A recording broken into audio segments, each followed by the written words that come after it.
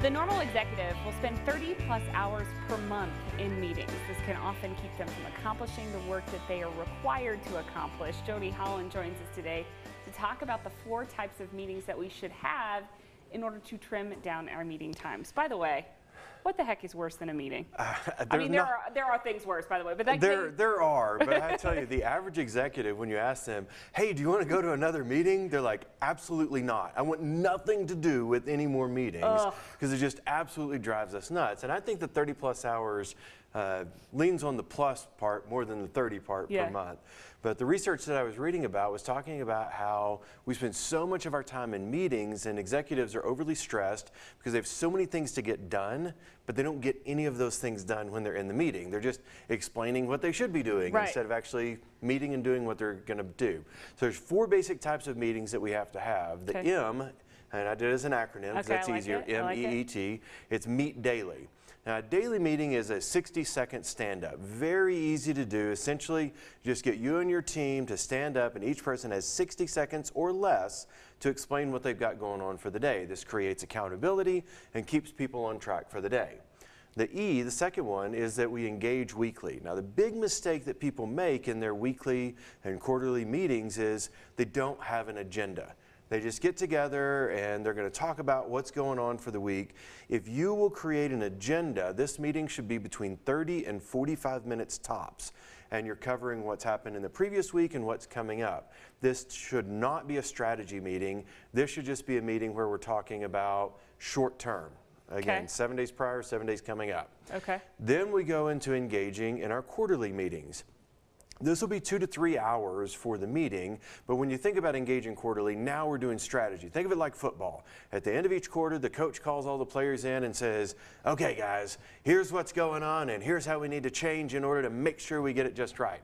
So if we can adjust our strategy on that quarterly basis, that keeps us on track for our annual goals.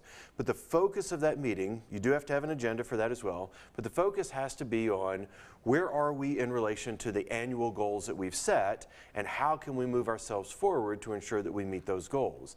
And then the T in the acronym MEET is you want to take time, like a day, 2 days at the most, to strategize. This is on an annual basis. This is not for your entire team. This is your executive planning retreat. I added them up, I've done 62 of these retreats since I went into business, helping people come up with what's their plan going to be for the next year. But in this, what we're looking at is what we did in the previous year, how did we measure those things in the previous year, and how do we map our goals and objectives to the budget. So often we just create budgets by department, but we don't actually have an annual plan with a big vision. The vision from that training day or from that planning day is what carries us through for the next year. So those are your 4 things: meet daily, meet weekly, engage weekly, engage quarterly, and then take a day to plan and strategize. And if you do this, what you'll find is everything works better. And I put those in my book, Yay, I'm a Supervisor.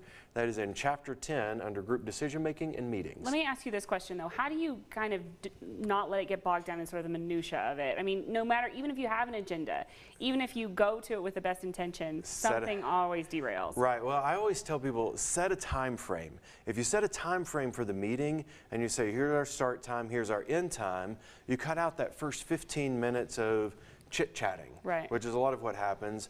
And then you also limit the amount of brainstorming time that you're going to take. So the brainstorming time, that's what gets into the minutia. If you say, okay, we have 3 minutes now to come up with ideas for this, then we know that at the end of 3 minutes, we're going to move to the next thing. So you want to stay focused on the agenda itself. So you have a block of time for problem solving, or if it doesn't involve everyone, the best answer you could say is, that's a great topic, but I believe that's good for this person and this person.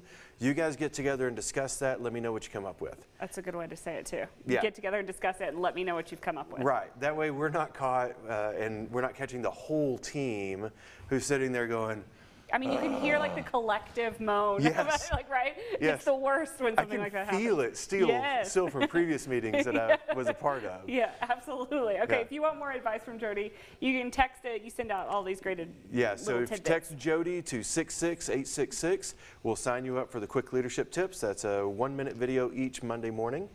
or go to jodyholland.com, and we'll be glad to help you out in any way we can. Very good, Joe. Thank you. Thank Always you. good. Very good. Stick around if you are wanting to get your Christmas shopping done early.